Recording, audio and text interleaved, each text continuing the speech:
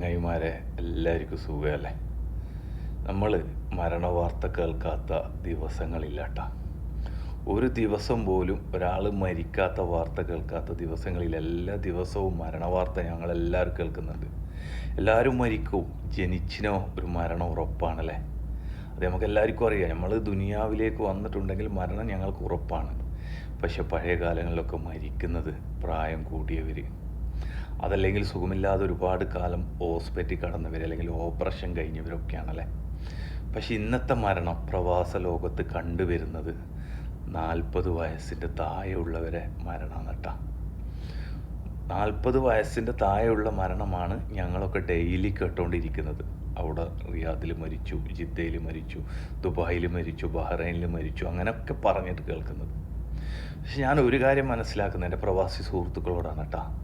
ഞാനൊരു കാര്യം നിങ്ങളോട് പറയാൻ ഉദ്ദേശിക്കുന്നത് എന്താണെന്ന് വെച്ച് കഴിഞ്ഞാൽ, നമ്മൾ നല്ലൊരു കൂട്ടുകാരനുണ്ടാവും അല്ലേ?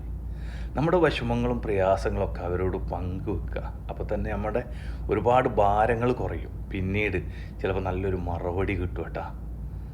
നമ്മുടെ ശരീരം, അതായത് നമ്മളെ മെമ്മറി, അത് അവർ ഡിലീറ്റ് ചെയ്ത് ഫ്രഷാക്കി ചിലപ്പോൾ തരും.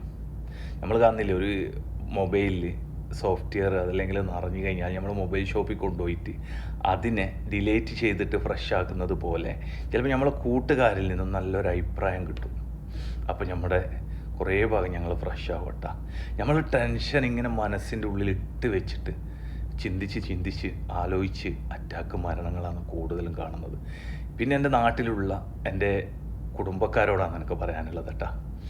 ഞങ്ങൾ പ്രവാസ ലോകത്ത് എന്ത് ബുദ്ധിമുട്ടുണ്ടെങ്കിലും നാട്ടിലുള്ളവരെ അറിയിക്കാറില്ല. നിങ്ങൾ പറയുന്ന എല്ലാ കാര്യങ്ങളും ഞങ്ങൾ എങ്ങനെയെങ്കിലായിട്ട് ചെയ്തു തരും. നമ്മൾ ചെയ്തു തരുന്നുണ്ട്, ചെയ്തു തന്നിട്ടുമുണ്ട്. പക്ഷെ പഴയ മാതിരിയല്ല ഇപ്പം ഗൾഫ് രാജ്യങ്ങൾ പോകുന്നത് കേട്ടോ. ഒരുപാട് പേർക്ക് പണി നഷ്ടപ്പെട്ടവരുണ്ട്, റൂമിലിരിക്കുന്നവരുണ്ട്. അവരുടെ വിസ പുതുക്കുന്ന കാര്യത്തിലും മറ്റുള്ള കാര്യങ്ങളിലൊക്കെ ഭയങ്കര ടെൻഷൻ അടിച്ച് നിൽക്കുക. ചിലപ്പോൾ ബിസിനസ് ഉണ്ടാവില്ല, പല കടങ്ങളും വാങ്ങി തുടങ്ങിയ ബിസിനസ്സായിരിക്കും, അതൊക്കെ പൊളിഞ്ഞവരായിരിക്കും.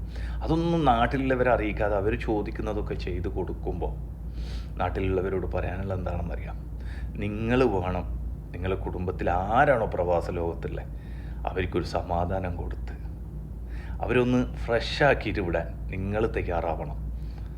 എല്ലാം നഷ്ടപ്പെട്ട് കഴിഞ്ഞിട്ട് എൻ്റെ ഭർത്താവ് അറ്റാക്കായി മരിച്ചു, അതല്ലെങ്കിൽ എൻ്റെ മകൻ മരിച്ചു അല്ലേ, അല്ലെങ്കിൽ എൻ്റെ ബാപ്പ മരിച്ചു എന്ന് കേൾക്കുന്നതിലും നല്ലതല്ലേ?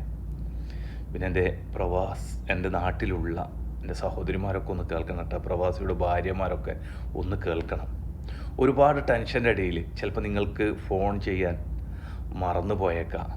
ചിലപ്പോൾ നിങ്ങളെ വിളിക്കുമ്പോൾ നിങ്ങൾ ഫോൺ എടുക്കൂല, പിന്നീട് നിങ്ങൾ അടിക്കുമ്പോൾ ഡ്യൂട്ടിയിലായിരിക്കും, തിരിച്ചെടുക്കാൻ പറ്റില്ല എന്നൊക്കെ വിചാരിച്ച് ഇങ്ങനെ നിങ്ങൾ ഒരു ടെൻഷൻ അടിച്ചിരിക്കുമ്പോൾ നിങ്ങൾ ഏതെങ്കിലും ഒരു ആവശ്യത്തിന് എവിടെയെങ്കിലും ചെന്നിട്ട് ഒരാളെ പരിചയപ്പെടുന്നു, പിന്നീട് അവനുമായിട്ട് അടുക്കുന്നു, പിന്നീട് കോളിങ്ങും ചാറ്റിങ്ങും ഒക്കെ അവനുമായിട്ടായി, പിന്നെ അവൻ നിന്നെ കാണാൻ പറയുന്നു, കാണുന്നു, സംസാരിക്കുന്നു ഒക്കെ ചെയ്തിട്ട് മറ്റുള്ളവൻ്റെ കൂടെ ഇറങ്ങി പോകുമ്പോൾ നിനക്ക് ഇത്രയും കാലം ജീവിക്കാൻ വേണ്ടി ഒരു വഴിയുണ്ടാക്കി തന്ന, അതല്ലെങ്കിൽ നിന്നെയും മക്കളെയും നോക്കാൻ വേണ്ടി പ്രവാസ ലോകത്തേക്ക് വന്ന ഭർത്താവിനെയോ, അതല്ലെങ്കിൽ നല്ലൊരുത്തൻ്റെ കൂടെ കൈപിടിച്ച് ഏൽപ്പിച്ചെന്ന മാതാപിതാക്കളെയൊക്കെ മറക്കുന്ന എൻ്റെ സ്ത്രീകളോട് പറയാനുള്ളത്, ഞാനാവട്ടെ ആരാവട്ടെ, കല്യാണം കഴിച്ച ഒരാണ് പിന്നീട് ഒരു പെണ്ണുമായിട്ട് കോളിംഗ് ബന്ധങ്ങളുണ്ടെങ്കിൽ അത് അവന് നിങ്ങളെ സ്ഥിരമായിട്ട് കൊണ്ടു നടക്കാനല്ല.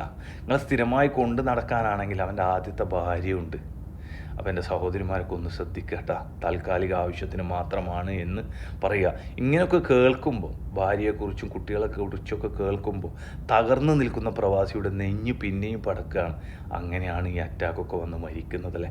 നിങ്ങൾ ഓരോരുത്തരും ചിന്തിച്ച് നോക്കുക. അതുകൊണ്ട് എൻ്റെ കുടുംബത്തിലുള്ള എല്ലാവരും, സ്വന്തം ഭർത്താവട്ടെ, മകനാവട്ടെ, ആരായാലും അവനൊന്ന് നല്ല നിലയിൽ ഇത് കാണണമെന്ന് ആഗ്രഹമുണ്ടെങ്കിൽ നിങ്ങളും കുറച്ച് സമാധാനം നൽകണം കേട്ടോ. ഓക്കെ.